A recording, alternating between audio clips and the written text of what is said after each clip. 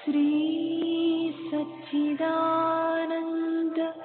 सद्गुरु साईनाथ महाराज की जय। सद्गुरु श्री साईनाथुनि शरद बाबूजी की जय। సాయి వంటి దైవంబు లేడోయి లేడోయి, ప్రజలందరి నోట సాయి నామం పలకాలి, సర్వత్రా సాయి రూపం రంజిల్లాలి, ముజ్జగాలు సాయి మహిమతో ముప్పిరిగొనాలి. సాయి పదరవళులు మన హృదయ కుహరంలోని నిశ్శబ్ద నిశీధిలో ప్రతిధ్వనించాలి. ప్రణవనాద వీచికల్లా సాయి జ్ఞాన సౌరభాలు సర్వత్రా వ్యాపించాలి. ఆ సుజ్ఞాన సౌరభాల ఆస్వాదనలో మన మనసులు మత్తెక్కాలి. సాయి ప్రేమామృత ధారలు అంతటా నిరంతరం వర్షించాలి. ఆ ప్రేమామృత ధారలలో తడుస్తూ, ఆ జ్ఞాన సౌరభాల మత్తులో ఆనందంగా నర్తిస్తూ సాయి వంటి దైవంబు లేడోయి లేడోయి అని అందరూ ఏకకంఠంతో గానం చేయాలి. అదే నా ఆశ, ఆశయం, ఆకాంక్ష. అదొక మధుర స్వప్నం. ఆ స్వప్న సాఫల్యం కోసం శ్రీ సాయినాథుని అనన్య ప్రేమతో, ఆర్ద్రతతో ప్రార్థించటమే మనం చేయగలిగింది, చేయవలసింది. శ్రీ బాబూజీ.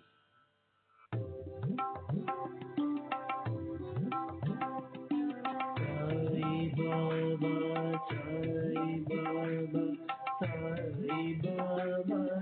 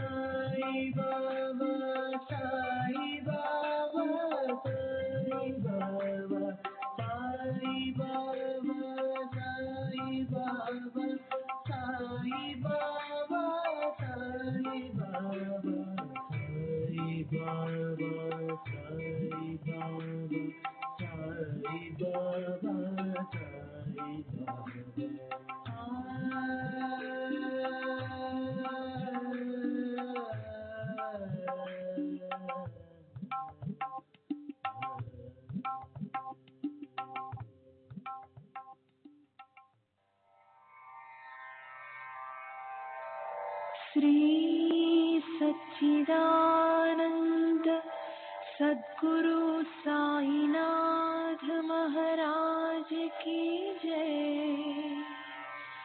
सद्गुरु श्री साईनाथुनि शरद बाबू जी की जय।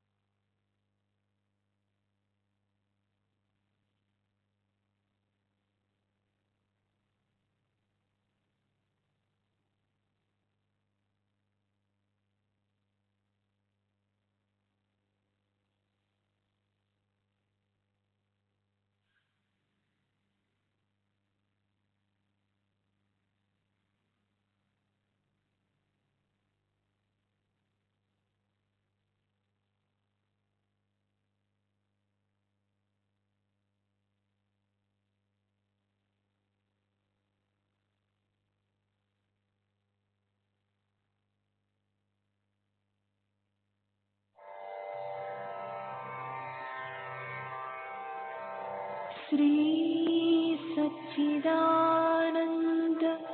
सद्गुरु साईनाथ महाराज की जय। सद्गुरु श्री साईनाथुनि शरद बाबू जी की जय।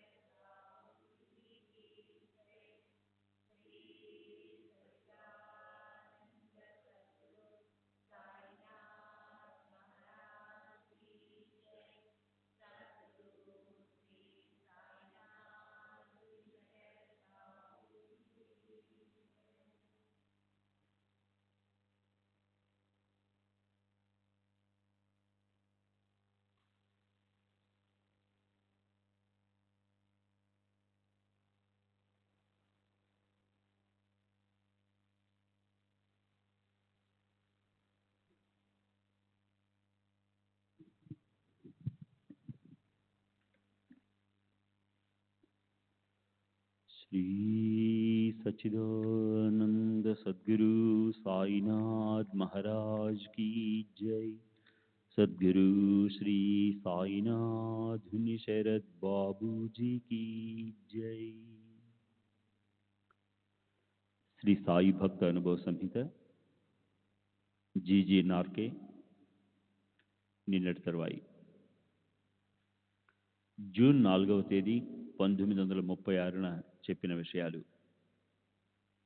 1914 ప్రాంతంలో హార్దాకు చెందిన ఒక శ్రీమంతుడైన వృద్ధుడు ఒక ఆమెతో కలిసి షిరిడి వచ్చాడు. అతను క్షయవ్యాధితో బాధపడుతున్నాడు. షిరిడి చేరిన ఒక నెలకు ఆరోగ్యం మెరుగవడంతో షిరిడినే తన నివాసంగా చేసుకున్నాడు. కానీ 2వ నెల చివరిలో అతని పరిస్థితి విషమించి మృత్యువు సమీపించినట్లు అనిపించింది. అప్పుడు బాబా దగ్గరికి వెళ్ళి సహాయం కోరేందుకు వారింట్లో మగదిక్కు ఎవరూ లేనందువల్ల ఆయన ఇంట్లోని ఆడవాళ్లు వాళ్ళ స్నేహితురాళ్ళు బాబాను అడిగి ఊది తెచ్చిపెట్టమని నన్ను అభ్యర్థించారు. నేను బాబా దగ్గరికి వెళ్ళి విషయం చెప్పి ఊది అడిగాను. బాబా, ఆ వృద్ధుడు ఈ ప్రపంచాన్ని వదిలి వెళ్ళడమే మంచిది, అతనికి ఊది ఏం చేయగలదు? అయినా వాళ్ళు అడుగుతున్నారు కాబట్టి తీసుకెళ్ళు అన్నారు. నేను ఊది తీసుకెళ్లి వాళ్ళకిచ్చాను. కానీ బాబా చెప్పిన విషయాలేవి వాళ్ళకి వెల్లడించలేదు. అతని పరిస్థితి మరింత విషమించింది. అప్పుడు శ్యామ బాబాను దర్శించి ఆ వృద్ధునికి అంతిమ గడియలు సమీపించాయని చెప్పాడు. బాబా అతను ఎలా చనిపోగలడు? రేపు ఉదయానికల్లా ప్రాణం పోసుకుంటాడు అని అన్నట్లున్నారు. ఆ మాటలను బట్టి అతడు చనిపోడని అంతా అనుకున్నారు. కానీ వృద్ధుడు ఆ రాత్రి మరణించాడు. అయినా వాళ్ళు శవం చుట్టూ దీపాలు వెలిగించి మరుసటి రోజు మధ్యాహ్నం వరకు వేచి చూశారు. అతడిలో చలనం కనబడలేదు. ఇక ఆశ వదులుకుని అంత్యక్రియలు జరిపించారు. వృద్ధుని బంధువులు బాబా తమను నిరాశపరిచారని భావించి షిరిడి నుండి వెళ్ళిపోయారు. 3 సంవత్సరాల పాటు వాళ్ళు షిరిడికి రాలేదు. తరువాత ఒకరోజు వృద్ధుని బంధువు ఒక అతనికి బాబా కలలో కనిపించారు. బాబా శరీరంపై చనిపోయిన వృద్ధుని తల ఉంది. బాబా అతనికి కుళ్ళిపోయి ఉన్న ఊపిరితిత్తులను చూపించి ఇంతటి బాధ నుండి ఆ వృద్ధుణ్ణి విముక్తుని చేశానని చెప్పారు. అతను తన కల విషయం అందరికీ చెప్పాడు. అప్పటి నుండి వృద్ధుని బంధువులు తిరిగి షిరిడి రావడం ప్రారంభించారు. అతడు ఎలా చనిపోగలడు? తిరిగి ప్రాణం పోసుకుంటాడు అన్న బాబా మాటలు ప్రాణం శిథిల శరీరాన్ని విడిచి మరో కొత్త శరీరాన్ని ధరిస్తుందనే అర్థంతో జన్మ పరంపర చెప్పబడిందని మనం గ్రహించాలి. బాబా తరచుగా ప్రాతః సమయంలో దుని దగ్గర కూర్చుని భక్తులతో మాట్లాడుతూ గత రాత్రి తాము సూక్ష్మ శరీరంతో ఏ ఏ సుదూర ప్రాంతాలకు వెళ్ళి ఏమేమి చేసింది చెబుతూ ఉండేవారు. చావడిలో లేక మసీదులో బాబాతో పాటు నిద్రించిన భక్తులకు రాత్రంతా వారు భౌతికంగా తమతోనే ఉన్నారని తెలుసు. కానీ బాబా మాటలు అక్షర సత్యాలు. భక్తులు అప్పుడప్పుడు బాబా మాటలలోని నిజానిజాలు పరీక్షించేవారు. వారి మాటలు నిజమని రుజువులు దొరికేవి. బాబా తరచూ మరణానంతర అనుభవాల గురించి కూడా చెప్పేవారు. ఒకసారి షిరిడీలో ఓ మార్వాడి పిల్లవాడు జబ్బుపడి మరణించాడు. బంధువులు అంత్యక్రియలు జరిపించి విషాద వదనాలతో మసీదుకు వచ్చారు. బాబా ఆ పిల్లవాడు ఇప్పుడు నదికి చేరువయ్యాడు, దాటుతున్నాడు అన్నారు. బాబా ఉద్దేశంలో నది అంటే వైతరిణి అని భావించాను. బాబా ఎంతోమంది భక్తులకు వాళ్ళ గత జన్మల గురించి ఆ జన్మలలో జరిగిన సంఘటనల గురించి చెప్పేవారు. ఒకసారి నా గత 4 జన్మలలో జరిగిన విషయాలు భక్తులందరి సమక్షంలో చెప్పారు. కానీ బాబా చెప్పిన విషయాలు నాకు సంబంధించినవని ఇతరులెవరూ అర్థం చేసుకోలేరు కూడా. వారు ఒక విషయాన్ని ఒకరికి చెప్పదలిస్తే దాన్ని అందరి సమక్షంలో బాహాటంగానే చెప్పేవారు. చిత్రం ఏమంటే ఆ విషయం ఎవరిని ఉద్దేశించి చెప్పబడిందో వారికి మాత్రమే అర్థమయ్యేలా చెప్పడం బాబాలో ఉన్న ప్రత్యేకమైన కళ. మిగతా వారికి వారు మాట్లాడినవేవి అర్థమయ్యేవి కావు. మరో ఆశ్చర్యకరమైన విషయం ఏమిటంటే చిన్న చిన్న మాటలు, చర్యలతో బాబా ఒకేసారి అనేక మంది భక్తులకు ప్రయోజనాన్ని చేకూర్చగలరు.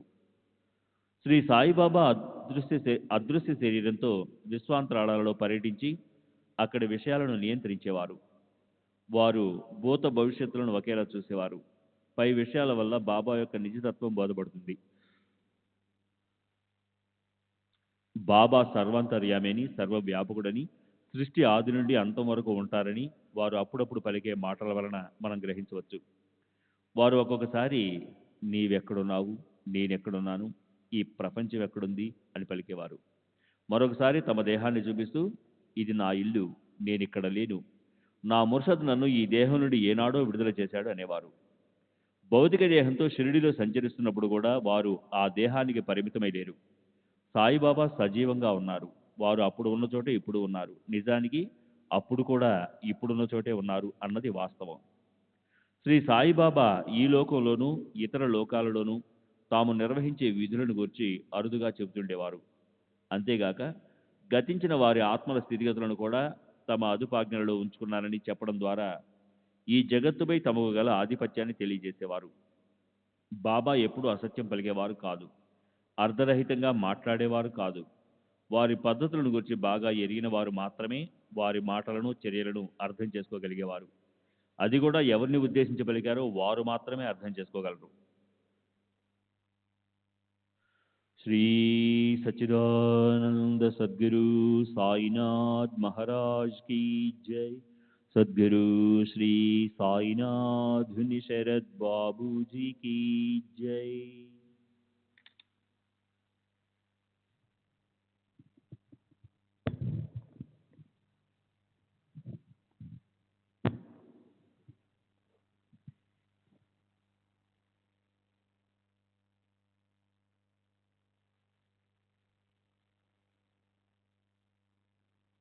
ఉపదేశము, మంత్రతంత్రాల మొదలైనవి.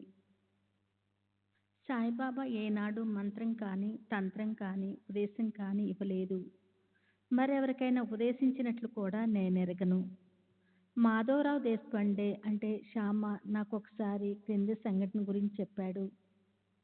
రాధాబాయి దేశ్ముఖ్ అనే భక్తురాలు బాబాను దర్శించి వారి నుండి ఉపదేశం పొందాలని షిరిడీ వచ్చి కొంతకాలం వేచి ఉంది. బాబా ఏమీ ఉపదేశించకపోవటంతో ఆమె ఆహారం తీసుకోవటం మానివేసి ఉపదేశం ఇచ్చేంత వరకు నిరాహారిగా ఉండాలని సత్యాగ్రహం ప్రారంభించింది. అలా 4 రోజులు గడిచాయి. ఆమె పరిస్థితికి శ్యామ జాలిపడి బాబా దగ్గరకు వెళ్ళి ఆమెకేదైనా దేవుడి పేరు మంత్రంగా చెప్పమని, దాన్ని ఆమె మంత్రోపదేశంగా భావించి జపం చేసుకుంటూ గడుపుతుందని చెప్పాడు. బాబా ఆమెను తమ దగ్గరికి పిలిపించుకొని, అమ్మా, నా గురువు నాకు ఏ మంత్రమూ ఉపదేశించలేదు. అలాంటప్పుడు నేను నీకేమి ఉపదేశించగలను?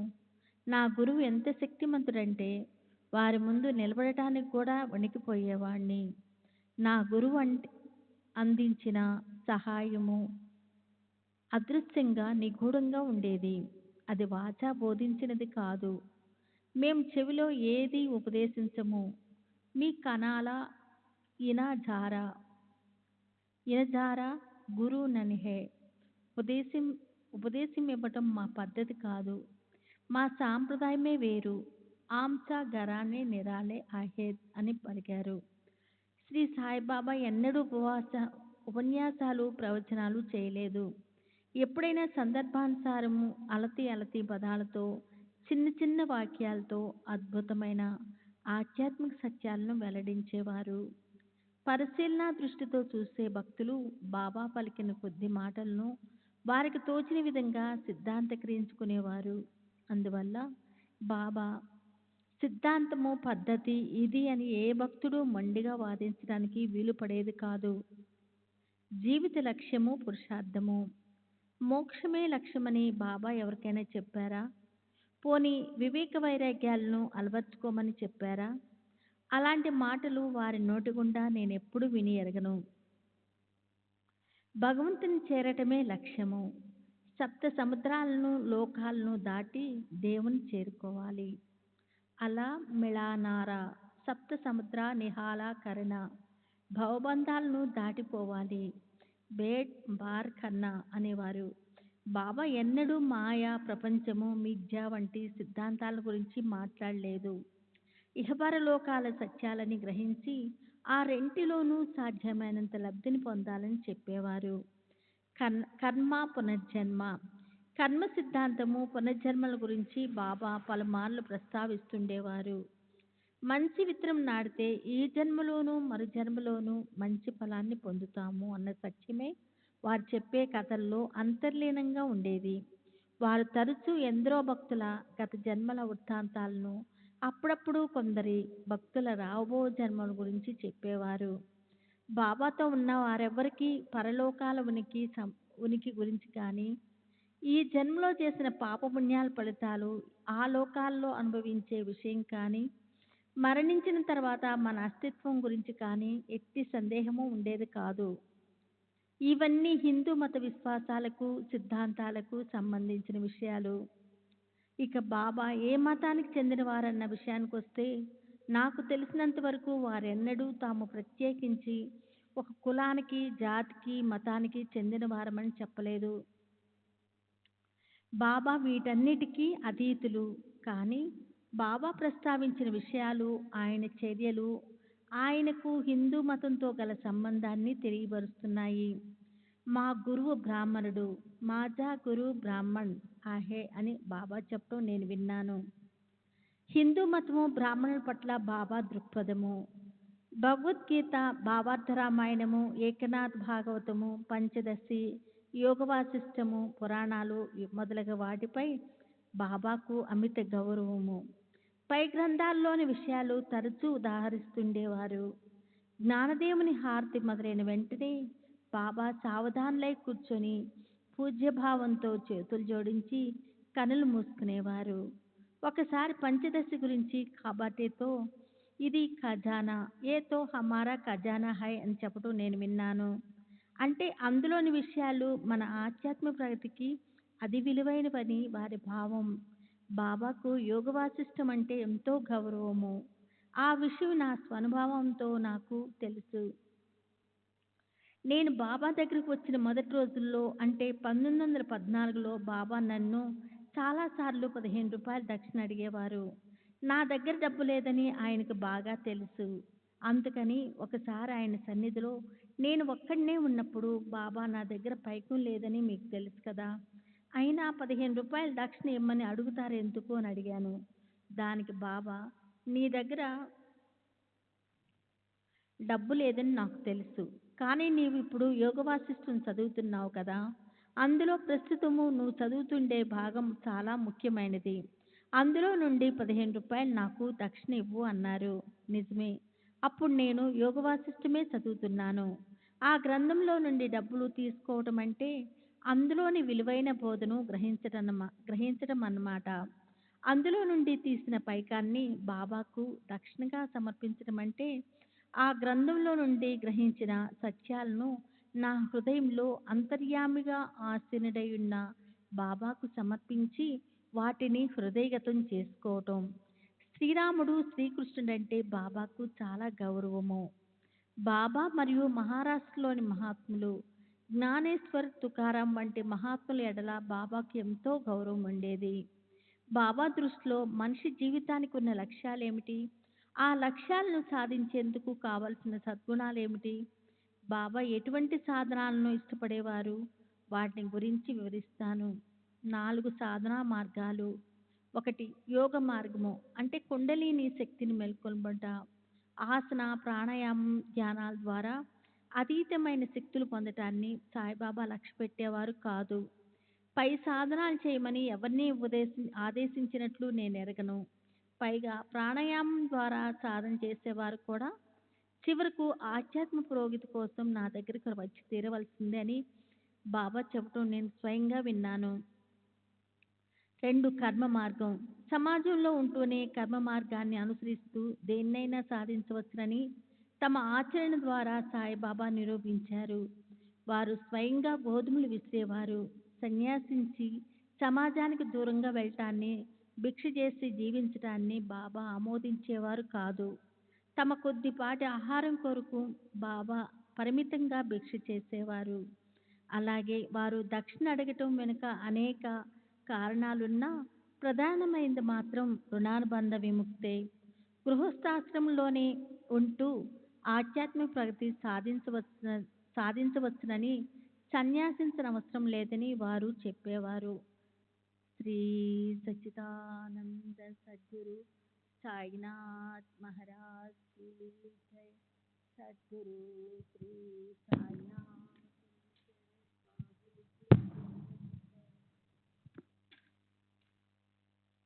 శ్రీ సచ్చిదానంద సద్గురు సాయినాథ్ మహారాజ్ కీ జై. సద్గురు శ్రీ సాయినాథ్ ధుని శరత్ బాబూజీ కీ జై.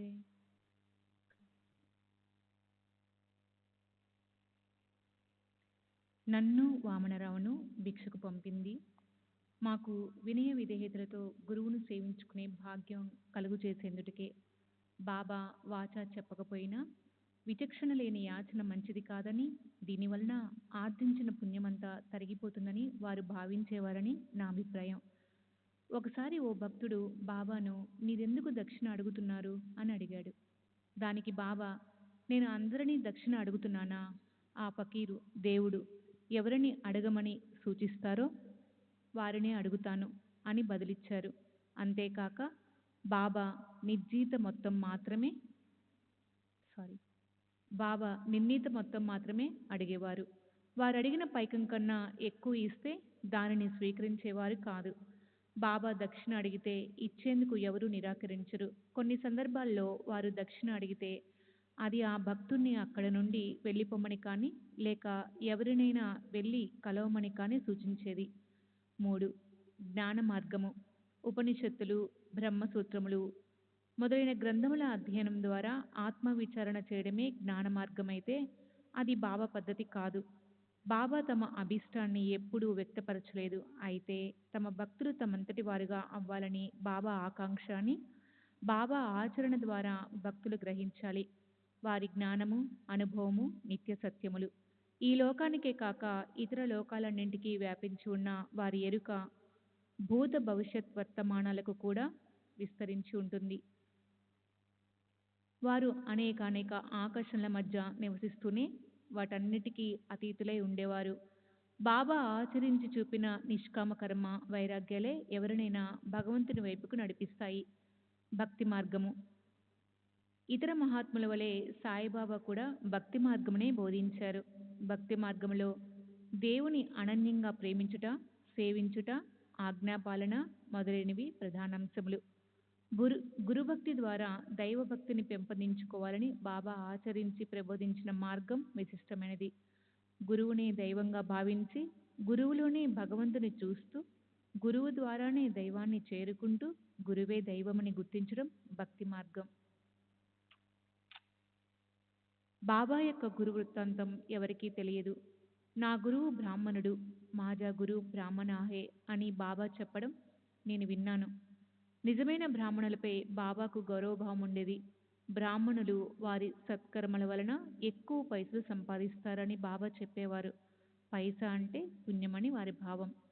శిష్యులకు, భక్తులకు తేడా ఉంది. గురువు తన శిష్యునితో సన్నిహిత సంబంధం కలిగి ఉండి అతని బాధ్యతలన్నీ భరిస్తాడు. కానీ భక్తునితో గురువుకు అలాంటి బంధం ఉండదు. అతను చేసే పాపకర్మలను భరించవలసిన అవసరమూ ఉండదు.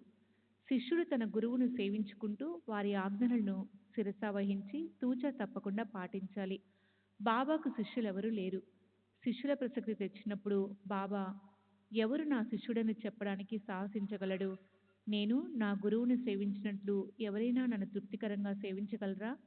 నా గురువును సమీపించడానికే నేను వణికిపోయేవాణ్ణి అనేవారు. బాబాకు అనేక మంది భక్తులున్నారు. బాబా తమ భక్తులను ప్రేమగా చూసేవారు, ప్రోత్సహించేవారు, రక్షించేవారు. తమ ఆచరణ ద్వారా, కొన్ని సంజ్ఞల ద్వారా వారికి సూచనలు, ఆదేశాలు ఇచ్చేవారు. వాచ బోధించడం వారి సంప్రదాయం కాదు. ఒక్కొక్కసారి కొందరిని నీతి కథల ద్వారా, మరికొందరిని ఆదేశాల ద్వారా ఉద్ధరించినప్పటికీ బాబా సాంప్రదాయమే భక్తులపై అధిక ప్రభావం చూపేది. బాబా సంప్రదాయం ప్రకారం గురువుకు శరణాగతి చెందేందుకు వారి పాదాలను ఆశ్రయించిన భక్తుడు తప్పనిసరిగా స్వచ్ఛంగా సత్ప్రవర్తనతో ఉండాలి.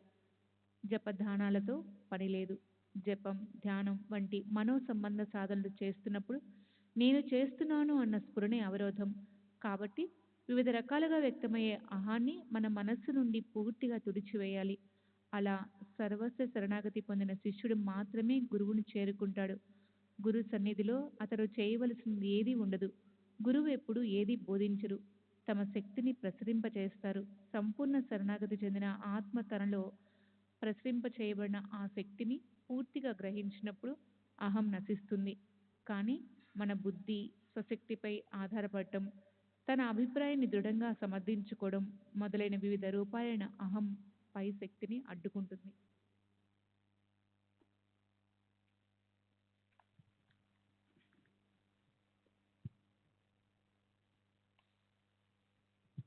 శ్రీ సచ్చిదానంద సద్గురు సాయినాథ్ మహారాజ్ की जय. సద్గురు శ్రీ సాయినాథ్ నిసరత్ బాబూజీ की जय. పరిశీలన దృష్టితో బాబాను దర్శించిన వారందరూ ఈ గొప్ప సత్యాన్ని గమనించి ఉంటారు. అందుకే కొందరు భక్తులతో బాబా, నీవు నా వద్ద ఊరికే కూర్చో, చేయవలసినదంతా నేను చేస్తాను అని చెప్పేవారు. అయితే బాబా అనుగ్రహం పొందడానికి ముందుగా కావలసినది వారిపై పూర్తి విశ్వాసము. ఒక్కసారే బాబాను దర్శించి వారి సమక్షంలో కొద్ది సమయం మాత్రమే గడిపిన భక్తులకు కూడా వారు ఆ నమ్మకాన్ని కలుగజేస్తారు. బాబా ఒక్కొక్క భక్తునికి ఒక్కొక్క రీతిలో అనుభవాలు, నిదర్శనాలు ప్రసాదిస్తారు. తద్వారా వారి అంతర్యామిత్వము, సర్వవ్యాపకత, త్రికాలజ్ఞత చూసిన భక్తులకు అప్పటికప్పుడు వారిపై విశ్వాసం ఏర్పడుతుంది. అయితే భక్తులు కేవలం విశ్వాసం మీద మాత్రమే ఆధారపడవలసిన పని లేదు. తాము ఆధ్యాత్మికంగా, ప్రాపంచికంగా పొందిన లబ్ధి మరియు సర్వ అవస్థలయందు బాబా కృపాదృష్టిలో సంరక్షణలో ఉన్నామన్న ఎరుక భక్తులను ముందుకు నడిపిస్తాయి. సమస్త జగత్తును తమ ఆధీనంలో ఉంచుకుని ఇహపరలోకాలలో మన విధి నిదానాన్ని నిర్ణయించే మహాశక్తి శ్రీ సాయిబాబా. కాబట్టి గురువు యొక్క కృపకు పాత్రుడయ్యేందుకు భక్తునికి ముందుగా కావలసినది సత్ప్రవర్తన, పవిత్రత, నిరాడంబరత, సద్బుద్ధి.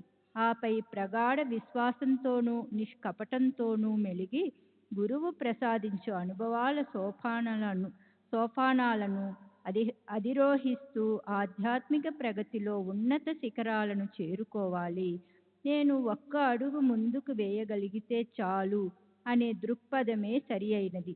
అంతేగాని మన జీవిత గమ్యం కొరకు తత్వశాస్త్రం, వేదాంత విచారము మొదలైన జటిలమైన సిద్ధాంతాలను పరిశోధించవలసిన అవసరం లేదు. వాటిని పరిష్కరించుకోవడానికి కావలసిన సమర్థత మనకు లేదు. గురువే మనల్ని ఉద్ధరించి అపారమైన జ్ఞానాన్ని, సత్యాన్ని గ్రహించే శక్తిని అనుగ్రహించి భద్రంగా మనల్ని గమ్యానికి చేరుస్తారు. పైన చెప్పిన విషయాలన్నీ బాబా ఏకధాటిగా వారి నోటి నుండి వెలువడిన మాటలు మొదలైన వాటి నుండి నేను గ్రహించిన విషయాలను సంకలనం చేశాను. నా అభిప్రాయం ప్రకారం ఏ విషయాలను ఆస్వాదించి ఆనందించాలో, వేటిని విడిచిపెట్టాలో తెలుసుకోకుండా కేవలం వివేక వైరాగ్యాలను గూర్చి చర్చించటం బుద్ధిహీనత. ఆచరణ అనుభవం లేకుండా కేవలం పుస్తక పరిజ్ఞానంతో మాట్లాడటం ఆత్మవంచనేగాక ఇతరులను కూడా వంచడమే అవుతుంది. నేను కుక్కలోనూ, పందిలోనూ, పిల్లిలోనూ ఉన్నాను అని బాబా అన్నప్పుడు వారు ఆయా ప్రాణులలో తామే ఉన్నట్లు అవి పొందే అనుభవాలను గూర్చి పలికేవారని తెలుస్తుంది. కొందరు ఈ విషయాన్ని మేము భగవద్గీతలో చదివాము కాబట్టి దానిని నిజమని నమ్ముతున్నాము అని చెబుతారు. కానీ ఏ విషయాన్నైనా అనుభవించి తెలుసుకోకుండా చెబితే అది వంచనే అవుతుంది. బాబా యొక్క గొప్పతనము, వారి నిజతత్వము నాకు ఒక సంఘటన ద్వారా క్షుణ్ణంగా అర్థమైంది. భక్తులు భావిస్తున్నట్లు బాబా దైవమని నేను నా అనుభవాల ద్వారా తెలుసుకున్నాను. కానీ వారు భౌతిక దేహం ధరించి కొన్ని పరిమితులకు లోబడి మానవ మాతృని వల్ల కూడా మెలుగుతున్నారు కదా. అందువల్ల వారిలో దైవత్వం, మానవతత్వం రెండూ సమ్మిళితమై ఉంటాయి అన్న నా అభిప్రాయంతో షిరిడీలో ఉన్న కొందరు మిత్రులు ఏకీభవించలేదు. వారికి బాబా దైవస్వరూపులే. శ్రీకృష్ణుడు ద్వారకలో ఉన్నప్పుడు ఆ ద్వీపంలో 6 కోట్ల మంది నివసించేవారని భక్తులు చెప్పారు. నేను దానిని ఖండించి అది వాస్తవం కాదని, ఇప్పటి విశాల భారతదేశంలోని జనాభా 33 కోట్లు మాత్రమే అయినా జనం ఒకరి మీద ఒకరు నడుస్తున్నట్లు ఉంటుంది. అలాంటప్పుడు ఆ ద్వీపంలో అంతమంది ఉండటానికి అవకాశమే లేదని చెప్పాను. నా వాదన భక్తులకు నచ్చలేదు.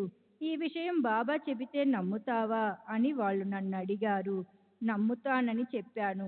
అందరం కలిసి బాబా దగ్గరికి వెళ్ళాము. మాధవరావు మరి కొందరు భక్తులు బాబాని ఈ విషయం అడిగారు. భక్తులు: బాబా, పురాణాలు నిజమేనా? బాబా: నిజమే. భక్తులు: శ్రీరాముడు, శ్రీకృష్ణుని గురించి మీ అభిప్రాయం ఏమిటి?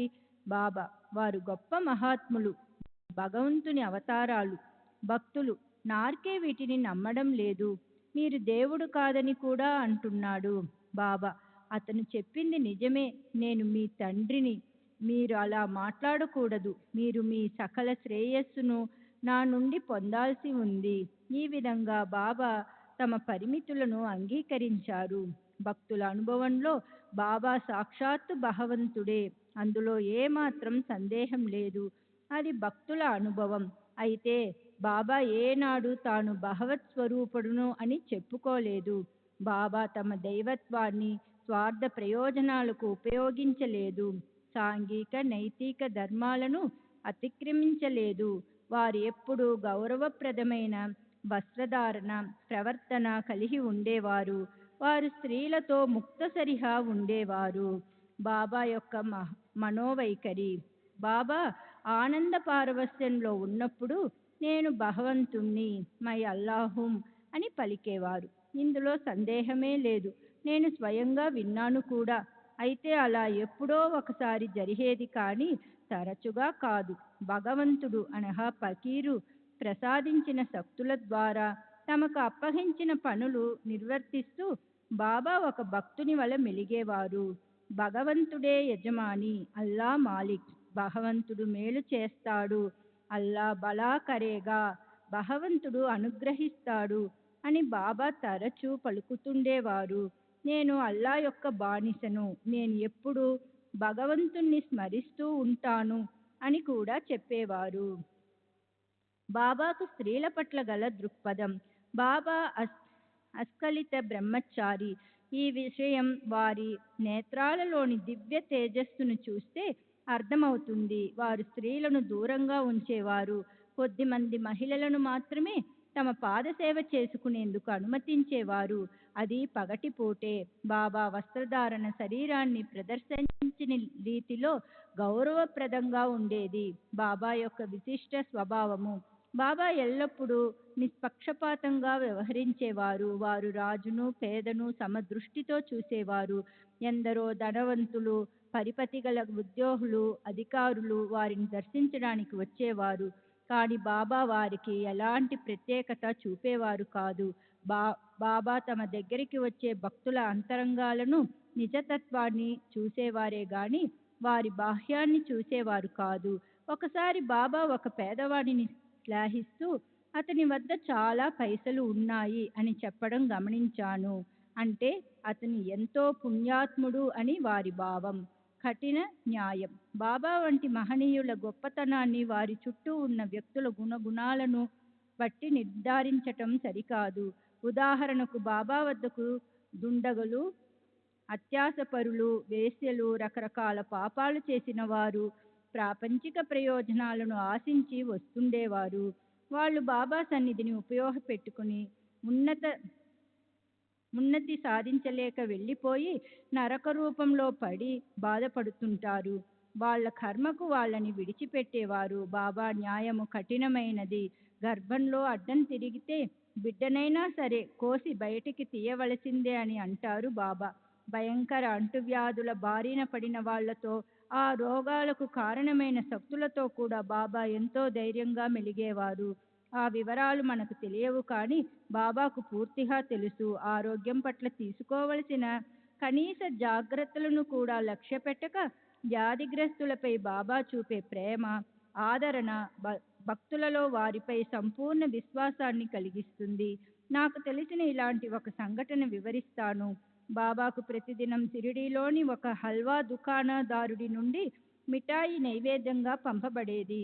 1916వ సంవత్సరంలో షిరిడీలో ప్లేగు బాగా ప్రబలి ఉంది.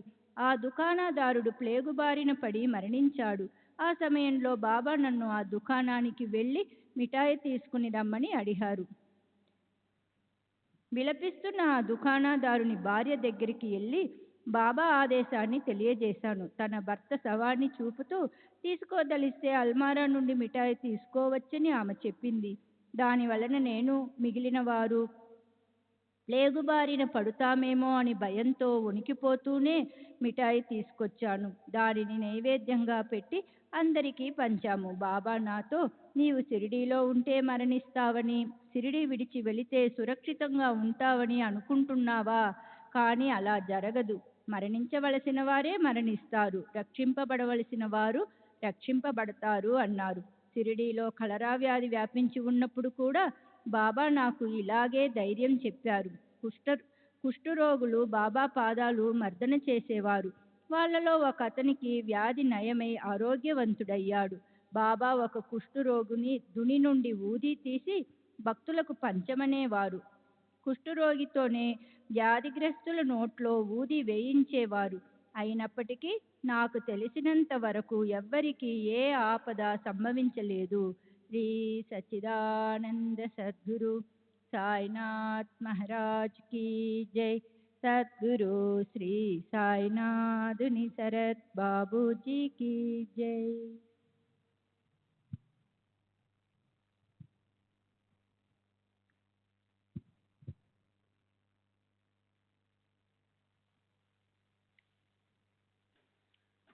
October 16, 1936 Nashik. October 28, 1936 Shirdi. Rao Bahadur SB Dhumal, BA LLB pleader, వయస్సు 63 సంవత్సరములు, బ్రాహ్మణుడు, నాసిక్.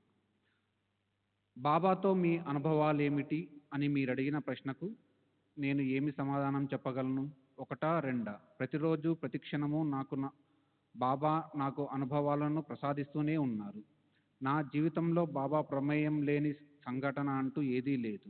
అది ఎంతటి చిన్న విషయమైనా, నేను చేసే ప్రతి పని, వేసే ప్రతి అడుగు బాబాచే నిర్దేశించబడిందే. అలాంటప్పుడు దేనిని నా అనుభవంగా చెప్పగలను? బయట ప్రపంచం నా మాటలు నమ్మకపోవచ్చు. నేను ఆ విషయం పట్టించుకోను. వాస్తవానికి ఎవరైనా తమ అనుభవం వెల్లడి చేయకపోవడానికి ఎదుటివారు ఆ అనుభవాన్ని నమ్మకపోవడం ఒక కారణం కావచ్చు. ప్రతి భక్తుడు తనకు కలిగిన అనుభవం తనకు మాత్రమే సంబంధించినదని, అది తన ఐహిక ఆధ్యాత్మిక ప్రయోజనాల కోసమే ప్రసాదించబడిందని అనుకుంటాడు. అంతేగాని అజ్ఞానులు, విమర్శకులు, అకారణంగా అపహరించే వారితో నిండి ఉండే సామాన్య ప్రజానికానికి వెల్లడి చేయడానికి కాదని అనుకుంటాడు. అయితే పట్టుదల గల చరిత్రకారులు తాము రాస్తున్న గ్రంథాలకు మెరుగులు దిద్దుకోవడానికి భక్తుల ఆంతరంగిక రహస్యాలను, అనుభవాలను వెలికితీసేందుకు తీవ్రంగా ప్రయత్నిస్తుంటారు. కానీ గోప్యంగా ఉంచుకున్న తన అనుభవం వ్యక్తం చేసేటప్పుడు ఆ అనుభవం యొక్క జీవము, సారము నాశనమైపోతుందని భక్తుడు భావిస్తాడు. శరీర ధర్మశాస్త్రజ్ఞుడు ప్రాణమున్న జీవిని అణువణువు పరీక్షించదలిచి తనకు కావలసిన భాగాలను కోసి మైక్రోస్కోప్లో పెట్టి పరీక్షిస్తాడు. ఆ ప్రక్రియలోనే జీవి యొక్క ప్రాణం పోతుంది. చివరకు అతను పరీక్షించేది నిర్జీవ పదార్థాన్ని. బాబాను గురించి తెలుసుకోవాలంటే స్వయంగా బాబా ఇచ్చే అనుభవాలను పొంది తెలుసుకోవడమే ఉత్తమమైన మార్గం. బాబా ఎక్కడికి వెళ్ళలేదు. వారు ఇప్పటికీ జీవించే ఉన్నారు. మహాసమాధి ముందు కన్నా ఇప్పుడు తమ కర్తవ్యాన్ని మరింత ముమ్మరంగా నిర్వహిస్తున్నారు. శ్రద్ధ గల వారికి ఈనాటికి వారి సన్నిధి అనుభవైక్యమైంది. కానీ అలా శ్రద్ధను పెంపొందించుకోకుండా ఇతరుల అనుభవాలను తెలుసుకోవాలని ప్రయత్నించినప్పుడు ఒక వ్యక్తి నుండి మరొక వ్యక్తికి అనుభవాలు చేరే క్రమంలో వాటిలోని భావ ప్రకటన అస్పష్టమవుతుంది. శక్తి తరిగిపోయి బలహీనమవుతుంది. స్వభాషలో వ్యక్తం చేసిన అనుభవాలకు ప్రాముఖ్యత, శక్తి ఉంటాయి. నేను చెప్పిన అనుభవాలను మీరు ఆంగ్లంలోనికి అనువదించి పాఠకులకు అందిస్తారు. ఇలా భాషాంతరీకరణము చేసే ప్రక్రియలో మూల భావానికి లేదా అనుభవానికి జరిగే నష్టము తీవ్రంగానే ఉంటుంది. ఏదేమైనా మీరు బాబాను గురించి కొన్ని వాస్తవాలు అడుగుతున్నారు కాబట్టి నేను యథార్థమని దృఢంగా చెప్పగలిగిన నా అనుభవాలు కొన్నిటిని వివరిస్తాను. నేను మొదట 1903లో శ్రీ గజానన్ మహారాజ్ యొక్క భక్తుడను. ఆయనను శ్రీమాన్ గోపాలరావు బూటీ దగ్గరకు తీసుకెళ్లాను. సుమారు 1907లో నేను ప్రథమంగా బాబాను దర్శించాను. ఆ ప్రథమ దర్శనంలోనే వారి అసాధారణమైన వ్యక్తిత్వము నన్ను అమితంగా ఆకర్షించింది. బూటీని బాబా వద్దకు తీసుకెళ్లాను. అలా తీసుకెళ్లడం బాబా ప్రేరణగానే భావిస్తున్నాను. అతను కూడా బాబా భక్తుడయ్యాడు. అతను నిర్మించిన భవంతిలోనే బాబా భౌతిక దేహం సమాధి చేయబడింది. అది ఈనాడు సమాధి మందిరంగా రూపొంది ఎందరో భక్తులు బాబాను పూజించుకోవడానికి అవకాశం ఏర్పడింది. అతను బాబాకు చేసిన సేవలలో అది చిరస్మరణీయమైనది. బాబాతో నా అనుభవాలు ఇవి అని చెప్పడానికి సాధ్యం కాదు. ఎందుకంటే నా జీవితంలోని ప్రతి చర్య, ప్రతి సంఘటన బాబాచే మలచబడింది. బాబా తత్వాన్ని నాలాంటి భక్తులకు, వారు చేసిన ఇంకా చేస్తున్న సహాయాన్ని తెలియజేసే బాబా చర్యలను, ప్రబోధాన్ని మీతో పంచుకుంటాను. ఒకసారి బాబా నాతో, నిన్ను అడుగడుగునా కాపాడుతున్నాను, లేకుంటే నీకేమయ్యేదో ఆ భగవంతునికే ఎరుక అన్నారు. అది అతిశయోక్తి కాదు. మరోసారి మేమిద్దరమే ఉన్నప్పుడు బావు నాకు రాత్రంతా నిద్ర పట్టలేదు. బాబా నన్ను బావు అని పిలిచేవారు. నేను ఎందుకు బాబా బాబా రాత్రంతా నీ గురించే ఆలోచిస్తూ ఉన్నాను. వారి మాటలు విన్నంతనే నాలో ఆశ్చర్యము, ఆనందము, కృతజ్ఞత, ప్రేమ, అభిమానము ముప్పొరిగొని ఆనంద బాష్పాలుగా పెళ్ళుబికాయి. వారికి నాపై ఎంత ప్రేమున్నదో, నా కోసం ఎంత శ్రమ తీసుకున్నారో. నేను ఎప్పుడూ బాబా గురించి ఆలోచిస్తున్నట్లే వారు కూడా నా గురించి ఆలోచించేవారు. కానీ నా ఆలోచన ప్రేమతో నిండి ఉన్నప్పటికీ అది శక్తి లేనిది, వారికి నిజమైన సేవ చేసుకోలేనిది. బాబా నాపై చూపే ప్రేమలో అతీతమైన శక్తి ఉండి అడుగడుగునా నన్ను కాపాడుతూ ఉండేది. వారు త్రికాలజ్ఞులు కాబట్టి నేను చేసే ప్రతి పని, వేసే ప్రతి అడుగు సరైనదో కాదో తెలుసుకొని సరైన మార్గంలో నడిపించేవారు. నన్ను సర్వదా జాగరూకతతో గమనిస్తూ రాబోయే ప్రమాదాల నుండి కాపాడి నాకు మంచి జరిగేటట్లు చూసేవారు. ఈ విషయాన్ని రుజువు చేసేందుకు ఎన్నో నిదర్శనాలున్నాయి. నేను పొందుతున్న మేలు ఏదైనా అది బాబా ప్రసాదించినదే. దీనిని ఇతరులు నమ్మకపోవచ్చు, కానీ బాబా నాకు సహాయపడిన కొన్ని సందర్భాలు ఎంత స్పష్టమైనవంటే, సరైన దృక్పథం గల జిజ్ఞాసులెవరైనా బాబా నా మాటల్లోని సత్యాన్ని అంగీకరిస్తారు.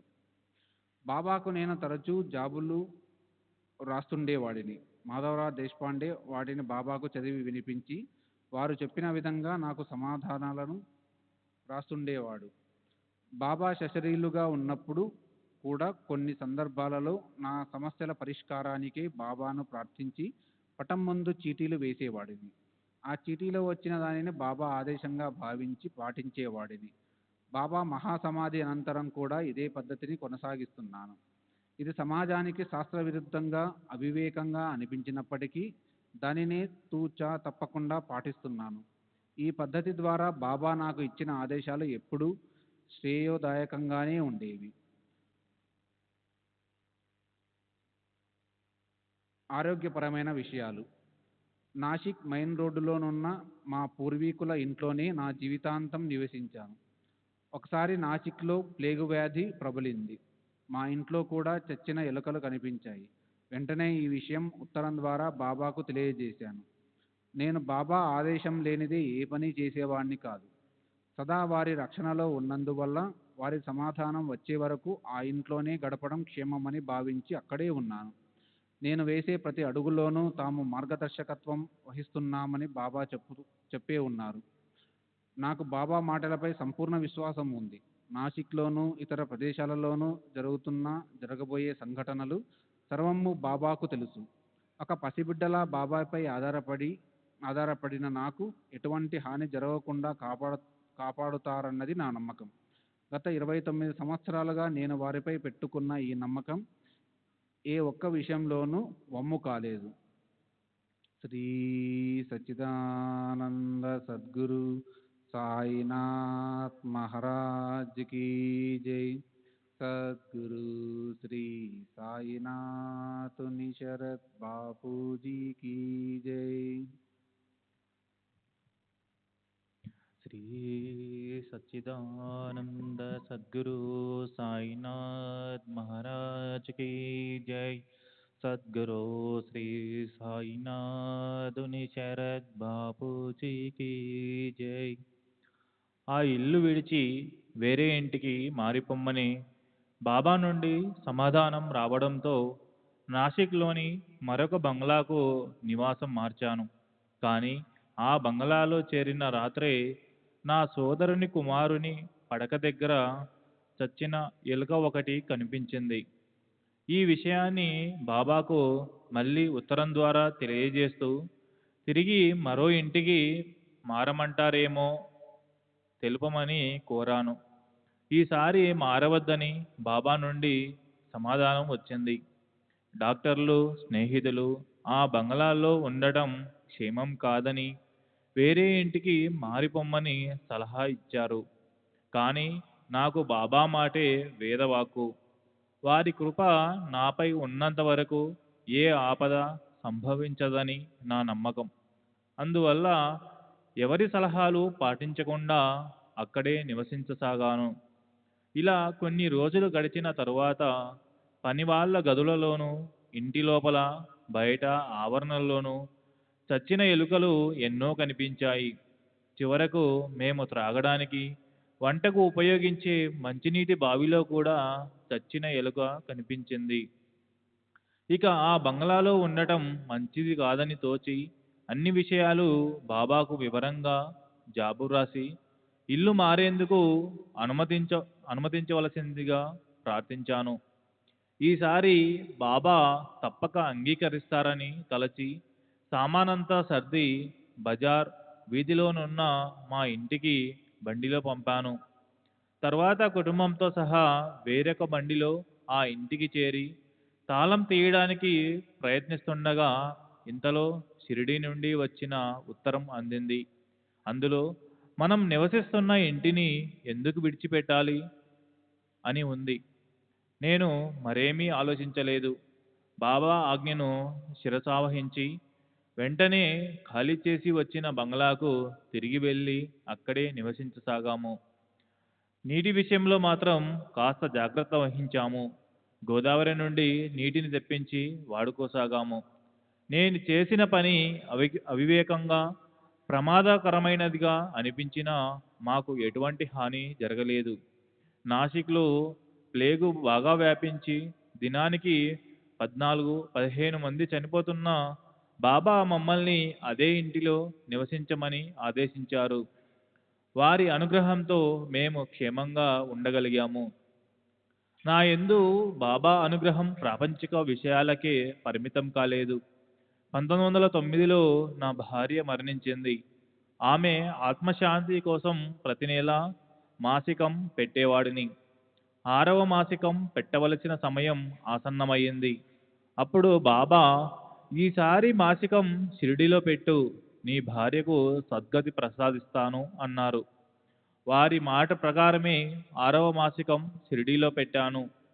బాబా 15 రూపాయలు దక్షిణ అడిగారు. నేను సమర్పించాను.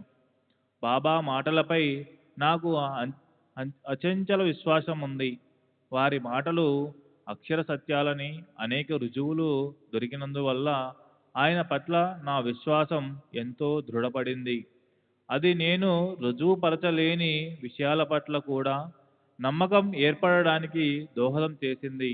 అందువల్ల బాబా అనుగ్రహంతో నా భార్య సద్గతి పొందింది అని నేను సంపూర్ణంగా నమ్ముతున్నాను. అప్పటికి నా వయస్సు 36 సంవత్సరాలు. ఆరోగ్యంగా ఉన్నాను. పేరున్న న్యాయవాదిని.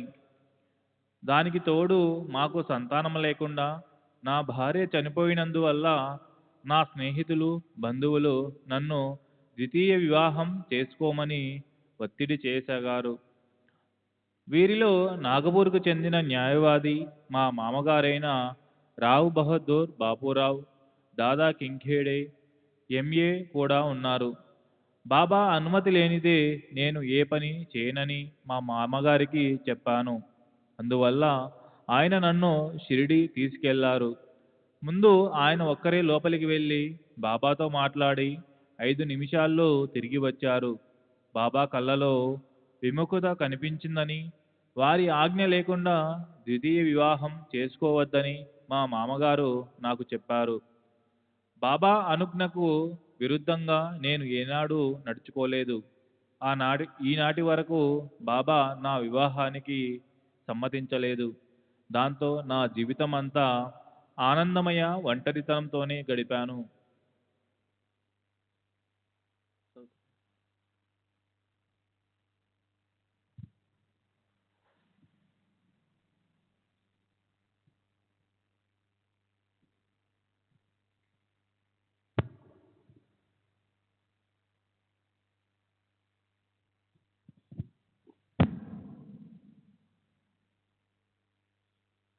శ్రీ సచిదానంద సద్గురు సాయినాథ్ మహారాజ్ की जय. సద్గురు శ్రీ సాయినాథ్ శరత్ బాపూజీ की जय. నేను ప్రాపంచిక జీవితంలో సాధించిన విజయాలు ఎనలేనివి. వృత్తిపరంగా నా విజయ పరంపరలు మకుటమాయమైనవి. నేను ఆర్థికంగా ఎంతో ఎదిగాను. దానికి నేను చెల్లిస్తున్న ఆదాయపు పన్నే నిదర్శనం. ఇదంతా బాబా అనుగ్రహంతోనే సాధ్యమైంది. ఇన్ని విజయాలు సాధించినప్పటికీ వారు నన్ను ప్రాపంచిక బంధాల నుండి దూరంగా ఉండేటట్లు చేశారు. బాబా నాకు విజయవంతమైన ఐహిక జీవితం ప్రసాదించిన తర్వాత పారమార్థిక విషయాల వైపు నా దృష్టిని మరలించాను. వారి చర్యలు నిగూఢాలు, అనూహ్యాలు. నా ప్రాపంచిక పారమార్థిక నియమాల పట్ల చింత లేకుండా చేసి వారి వారి చెంత శరణాగతి పొందటానికి వారి ఆదేశం అందించిన నేను వెంటనే అన్నీ వదిలి వెళ్లేందుకు నన్ను సమాయుత్తపరిచారు. బాబా అనుమతితో నేను ప్రజోపయోగ కార్యాలు చేపట్టాను. వీటన్నింటిలో బాబా యొక్క అద్భుత సహాయం కనిపిస్తుంది. కొన్ని సంఘటనలు నమ్మశక్యం కానివిగా ఉన్నందువల్ల వాటిని మీకు చెప్పటానికి సందేహంగాను, కానీ నేను ఇతరుల నమ్మకాలను అపనమ్మకాలను పట్టించుకోను. మీరు వాస్తవాలు చెప్పమన్నారు కాబట్టి నా అనుభవాలు జరిగినవి జరిగినట్లుగా చెప్తున్నాను. నా న్యాయవాది వృత్తిలో చాలా సహాయపడిన సంఘటనలు ఉదహరించిన తరువాత ప్రజోపయోగ కార్యక్రమాలలోనూ వారు నాకు ఎలా తోడ్పడ్డారో వివరిస్తాను. సుమారు 20-25 సంవత్సరాల పూర్వం షిరిడి నుంచి ఒక క్రిమినల్ కేసు వచ్చింది. చాలా గ్రామాలలో మాదిరిగానే షిరిడీలో కూడా పార్టీ తగాదాలు, ముఠాకక్షలు ఉండేవి. ఒక మార్వాడి స్త్రీపై దౌర్జన్యం చేసి ఆమె గౌరవానికి భంగం కలిగించారన్న నేరారోపణపై బాబా సేవకుడైన రఘుని మరో 5గురిని అరెస్టు చేశారు. ఆ నేరాన్ని ప్రత్యక్షంగా చూసిన సాక్షులు చాలామంది ఉన్నట్టు చూపించారు. న్యాయమూర్తి వాళ్ళకి 6 నెలల కారాగార శిక్ష విధించాడు. తాత్యా కోతే పాటిల్కు వీళ్లపై ప్రత్యేకమైన అభిమానం, జాలి ఉన్నాయి. వాళ్ళని ఎలాగైనా విడుదల చేయించాలని కలిసి న్యాయమూర్తి ఇచ్చిన తీర్పు ప్రతులను తీసుకొని అప్పుడు షిరిడీలో ఉన్న ప్రముఖ న్యాయవాదులైన దీక్షిత్ కాఫర్దే మరియు మేజిస్ట్రేట్గా రిటైర్ అయిన హెచ్వి సాటే తదితరుల వద్దకు వెళ్ళాడు. వారందరూ ఆ ప్రతులను చదివి తీర్పు చాలా బలంగా ఉందని, అప్పీలు చేసిన ప్రయోజనం స్వల్పమేనని చెప్పారు. తాత్యా బాబాను ఆశ్రయించాడు. శ్రీ సచ్చిదానంద సద్గురు సాయినాథ్ మహారాజ్ కీ జై. సద్గురు శ్రీ సాయినాథుని శరత్ బాబు కీ జై. బాబు దగ్గరికి పేర్లు తీసుకుని పోయి తాత్యా బాబాను ఆశ్రయించాడు.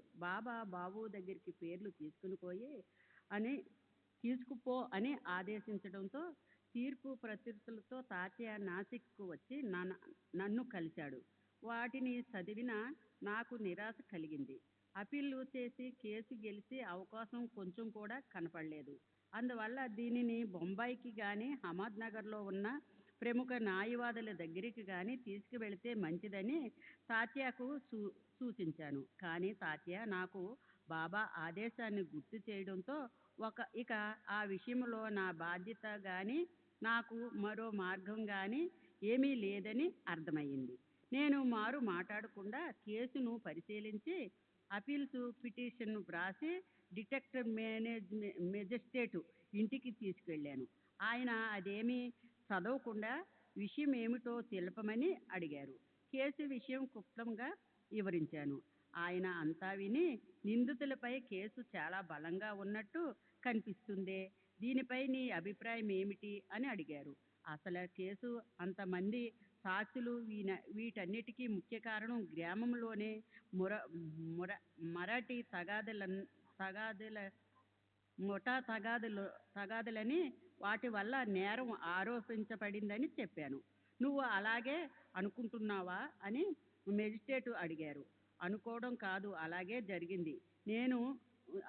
జరిగిందని నేను ప్రగాఢంగా నమ్ముతున్నట్లు జవాబు చెప్పాను. మెజిస్ట్రేటు ఇంకేమీ ఆలోచించలేదు. నేను తెచ్చిన అప్పీలు పిటిషన్పై వాస్తవాలను ప్రస్తావిస్తూ తీర్పు రాశారు. నిందితులను విడుదల చేస్తున్నట్టు చెప్పారు. ఆ తరువాత మెజిస్ట్రేటు, మీరు షిరిడి సాయిబాబా ఎలాంటి వారు? వారు హిందువా, ముస్లిమా? వారు మీకేమి బోధిస్తున్నారు అని అడిగారు. సాయిబాబా హిందువు కాదు, ముస్లిము కాదు, ఈ రెండిటికి అతీతులు అని జవాబిచ్చాను. వారు బోధించిందేమో నేను వివరించలేని వివరించలేనని స్వయంగా వారిని దర్శించి తెలుసుకోవాలని చెప్పాను. వీలు చూసుకుని సాయిబాబాను దర్శిస్తానని మెజిస్ట్రేటు నాకు మాట ఇచ్చారు. వాస్తవానికి ఆ తరువాత వేసవిలో ఒక రోజున ఆయన బాబాను దర్శించాలని షిరిడి బయలుదేరి ఎండ తీవ్రంగా ఉండడంతో కోపరగ్రామం నుండి వెనక్కి తిరిగారు. కేసు పూర్వాపరాలు క్రింద కోర్టు తీర్పు పరిశీలించకుండా, పోలీసులకు, పబ్లిక్ ప్రాసిక్యూటర్కు నోటీసులు ఇవ్వకుండా ముద్దాయిలను విడుదల చేయాలన్న ఆయన నిర్ణయం, ఆ వెనువెంటనే బాబాను గురించి అడగడం, ఇదంతా బాబా మహిమ వల్లనే జరిగిందనడానికి నిదర్శనం. ఆ విషయాన్ని ఈ క్రింద సంఘటనను బలపరుస్తుంది. నేను అహ్మద్నగర్ నుండి షిరిడి చేరాను. ఆ రోజు షిరిడిలో దీక్షిత్ కుమార్తె మరణించింది. విషాద వందనాలతో ఆమె అంత్యక్రియలకు వెళుతున్న భక్తులలో కొందరిని పిలిచి, వెళ్ళిపోకండి, మీకొక చమత్కారం చూపిస్తాను అని బాబా అన్నారు. కానీ భక్తులకు ఏం చమత్కారం కనిపించినందున వాళ్ళు అంత్యక్రియలకు వెళ్ళిపోయారు. ఆ తరువాత కాసేపటికి రఘు తదితరులు విడుదలకు సంబంధించిన వార్తతో నేను షిరిడి చేరాను. బాబా చూపిస్తానని చెప్పిన చమత్కారము అదేనని భక్తులు అప్పుడు గ్రహించారు. నా వృత్తికి సంబంధించిన మరో కేసు విషయం తెలియజేస్తాను. ఈ కేసు ముగ్గురు సోదరులకు సంబంధించినది. వీరు తమ ప్రత్యర్థులను తీవ్రంగా గాయపరిచారని వారిపై క్రిమినల్ కేసు మోపబడి నేరం నిరూపించబడింది. గాయపడిన వారిలో ఒకరికి ఎముక విరిగి 20 రోజులు ఆసుపత్రిలో చికిత్స పొందినట్టుగా కూడా చెప్పబడింది. పై ముగ్గురి తరపున నేను వాదించడానికి ఒప్పుకుని అపీల్ మోహం తయారు చేసుకుని ముందు జామీనుకు ప్రయత్నించాను. కేసు బలంగా ఉన్నందున నిందితులకు జామీను ఇవ్వడానికి వీలు పడదని వెస్ట్మిన్స్టర్ కోర్టు న్యాయమూర్తి సీనియర్ నిరూప అధికారి చెప్పాడు. నేను ఒక్కసారి బాబాను స్మరించుకుని జడ్జి వైపు తిరిగి, ప్రాసిక్యూటర్ వారు చెప్పిన విషయం నమ్మశకంగా లేదని, ఎముక విరిగిందని చెప్పబడుతున్న ధృవపత్రం ఏ డిగ్రీలు సర్టిఫికెట్లు లేని ఒక నాటి వైద్యుడిచే ఇవ్వబడిందని చెప్పాను. మరియు నిందితులు ముగ్గురు రైతుల వ్యవసాయమే, వారు జీవనాధారమని, వాళ్ళు జైల్లో కూర్చుంటే వ్యవసాయం దెబ్బతింటుందని చెబుతూ వాళ్ళపై శిక్ష ఖాయమైతే వాళ్ళని అప్పుడే జైలుకు పంపవచ్చని వాదించాను. వెంటనే న్యాయమూర్తి జమీనాను మంజూరు చేశాడు. కొద్ది రోజుల తరువాత కేసు విచారణకు వచ్చింది. నేను వాదించబోయేది ఖైదీలను విడుదల చేసేందుక లేక కేవలం క్షమాభిక్ష కొరక అని పబ్లిక్ ప్రాసిక్యూటర్ నన్ను అడిగాను. క్షమాభిక్ష అయితే తాను వ్యతిరేకించుకున్నాడన్నాడు. తీర్పు బలంగా ఉన్నప్పటికీ బాబాపై భారం వేసి ఖైదీల విడుదల కోసమే వాదిస్తానని చెప్పాను. ఒక నాటి వైద్యునిచే ఇవ్వబడిన ధృవపత్రాన్ని ఆధారం చేసుకుని ప్రమాదకరంగా గాయపరిచారని చెప్పడం సబబు కాదని వాదించాను. నేను శిక్ష రద్దు కొరకు వాదించడం మొదలుపెట్టినా చివరికి సాధ్యమైనంత వరకు శిక్ష తగ్గించమని న్యాయమూర్తిని వేడుకున్నాను. అందుకు న్యాయమూర్తి, నేను కోర్టువారిని క్షమాభిక్ష కోరకే అభ్యర్థిస్తున్నప్పుడు అంతసేపు వాదించకుండా ఉండవలసింది అంటూ ఒక నాటు వైద్యుడు ఇచ్చిన ధృవపత్రం ఆధారంగా ప్రత్యర్థిని తీవ్రంగా గాయపరిచారని ఎలా చెబుతున్నావు అని ప్రాసిక్యూటర్ అడిగాడు. ప్రత్యర్థి 20 రోజులు చికిత్స పొందాడు కదా అని ప్రాసిక్యూటర్ జవాబు చెప్పాడు. అప్పుడు న్యాయమూర్తి, నీ వాదన 3వ తరగతి మెజిస్ట్రేట్ ముందు ప్రవేశపెట్టదగినది. నీవు సెషన్స్ కోర్టు న్యాయమూర్తి ముందు వాదిస్తున్నావన్న విషయం మర్చిపోయావు అని గద్దించాడు. దీని తరువాత ప్రాసిక్యూటర్ మౌనం వహించాడు. దాంతో వాదన ముగిసింది. న్యాయమూర్తి అప్పీలుదారులు విడుదల చేశారు. శ్రీ సచ్చిదానంద సద్గురు సాయినాథ్ మహారాజ్ కీ జై. సద్గురు శ్రీ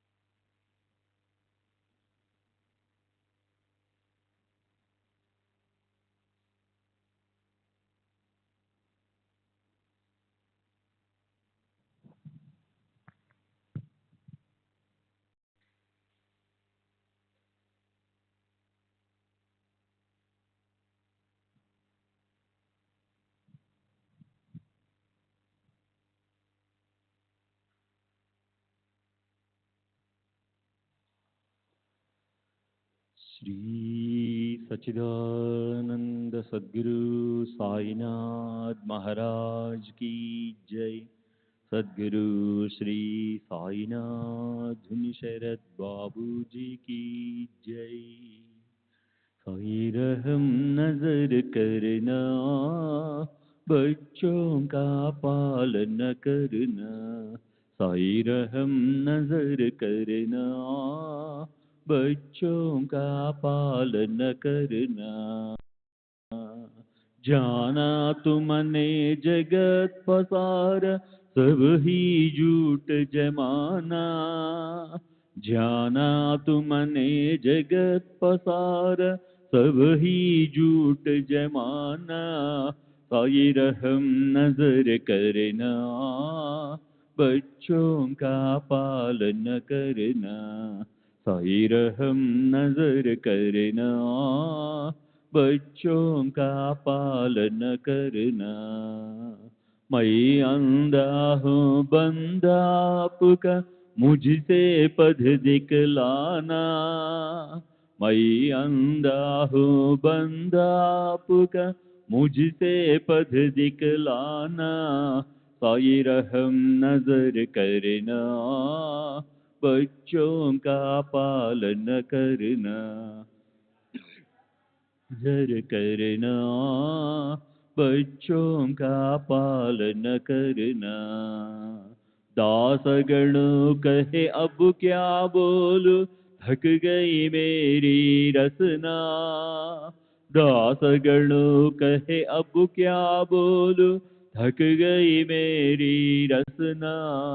साई रहम नजर करना, बच्चों का पालन करना। साई रहम नजर करना, बच्चों का पालन करना। रहमो नजर करो अब मोरे साई, तुम बिना नहीं मुझे माँ बाप बाई।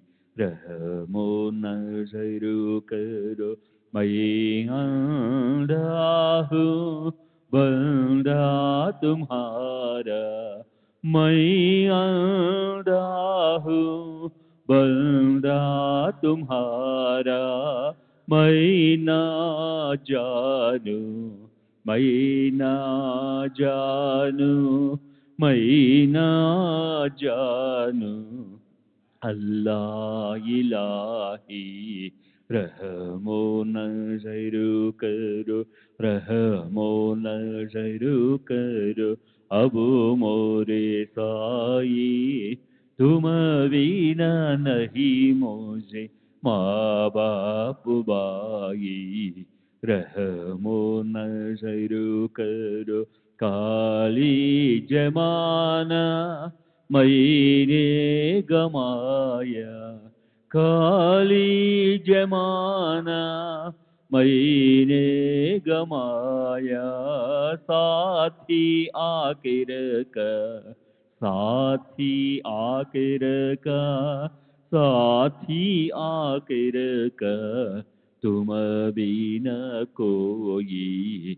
रहमो नजर करो, रहमो नजर करो अब मोरे साई। तुम बिना नहीं मुझे माँ बाप बाई। रहमो नजर करो अपने मस्जिद का झाड़ू गड़ो है। अपने मस्जिद का झाड़ू गड़ो है। मालिक हमारे, मालिक हमारे, मालिक हमारे तुम बाबा साई। रहमो नजर करो, रहमो नजर करो अब मोरे साई। तुम बिना नहीं मुझे माँ बाप बाई। रहमो नजर करो।